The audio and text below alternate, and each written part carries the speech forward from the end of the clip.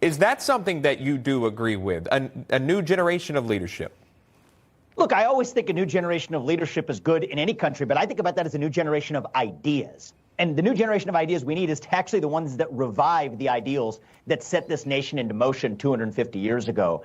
I'm not a believer in casting implicit or explicit slurs against other Republicans.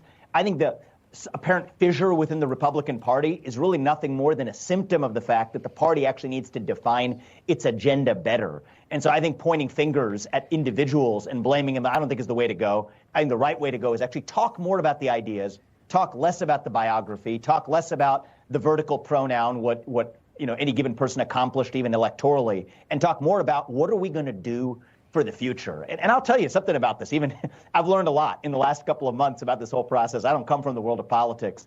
I come from the world of business, and I've written books and thought leadership. But one of the interesting learnings for me is this is a little bit of a managerially bureaucratized process where most people go hat in hand, ringing the tin can, asking donors for permission of whether or not to run, lining up establishment endorsements. I don't believe in playing that game. It's the people of this country who ultimately decide who leads this country, or at least it should be. And I think that's a big part of what at least the Republican Party can play a role in restoring too. Not just going through the motions, but actually doing the thing that a democracy is supposed to do, is leave the decisions to the people without sort of this top-down managerial intervention. Well,